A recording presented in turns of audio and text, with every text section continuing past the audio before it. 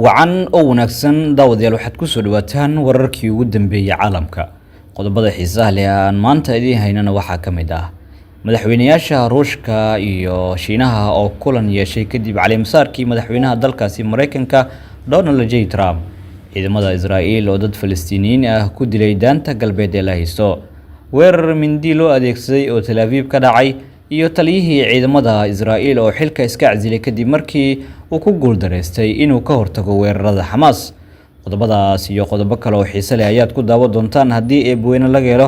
balse haddii ay tahay markii kugu horeysay aad soo booqato fadlan YouTube-keena subscribe saar oo gambalka furo ka mid noqo saaxiibada halkaas aan markasta ugu baahino wararkii ugu dambeeyay caalamka muuqaalkana like saar si na share garay saaxiibadaadan gaarsii hagaag ciidamada Israa'iil oo dad Falastiin ah ku dilay daanta galbeed ee la haysto tobanaan Falastiiniyiin ah ayaa lagu dilay howlgal ciidamada Israa'iil ay ka fuliyeen Jinin oo ka tirsan daanta galbeed ee la haysto wasaaradda caafimaadka Falastiin ayaa sheegtay in falkani uu dhacay 3 maalmood kadib markii uu heshiiska xabajoojinta ka dhaqan galay marinka Gaza iyadoo ciidamada Israa'iil ay sii wadaan howlgalkooda ay ugu magac dareen darbiga birta ah waxaana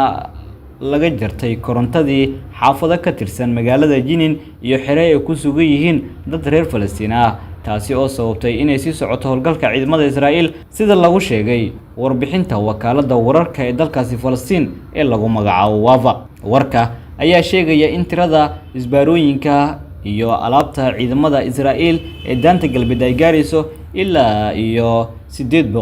898 weerar mindi loo adeegsaday oo Tel Aviv ka dhacay 4 qof ayaa ku dhaawacantay weerarka mindida loo adeegsaday oo talaadadii ka dhacay magaalada Tel Aviv ee Israa'iil sida ay sheegeen ciidamada gurmadka Israa'iil isbitaaladu ayaa sheegay in la daaweynayo 3 ka mid ah dhibanayaasha oo uu ka mid yahay qof ku jira xaalad halis ah oo mindidu qortu ay kaga taal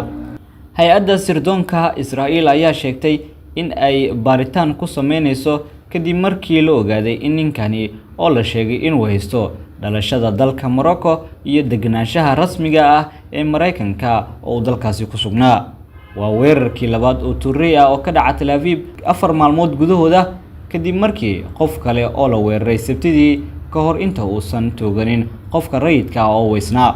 weerarka ayaa ka dhacay waddo caan ku ah maqaayadaha iyo nolosha caweyska sidoo kalena u dhow waddo kale halkaasi oo ninka weerarku geystay oo qof kale ku tooreeyay kadibna toogasho lagu dilay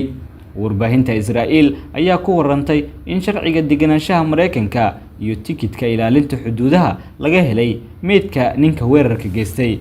waxauna Israa'iil ku soo galay fiisaha dalxiiska 18 Janaayo taliyaha ciidamada Israa'iil oo xilka iska casilay kadib markii uu ku guuldareystay inuu ka hortago weerarada Hamas ay u geysanayso Israa'iil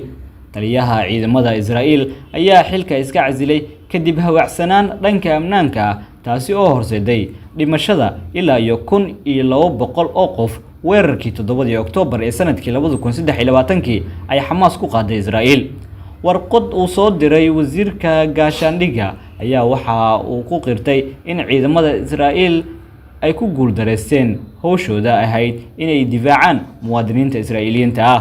generaalka ayaa sheegay inuu xilka ka degi doono bisha Maarso ee soo aadan iyadoo ay jirto horumaro ay gaareen ciidamada Israa'iil inkastoo uu qirtay in aan la gaarin dhammaan ujeedooyinkii ahaa dagaalka Israa'iil ay kula jirto Falastiin intaas ayaan ku soo koobina daawadayaal wararkii ugu muhiimsanaa caalamka balse haddii aad inoo soo gaartay dhamaadka wararka caalamka waxaan mar labaad ka codsanayaa inaad YouTube-keena subscribe saarto oo aad gambalka furato oo aad ka mid noqoto saaxiibada halkaas markasta aan ugu baahino wararkii ugu dambeeyay caalamka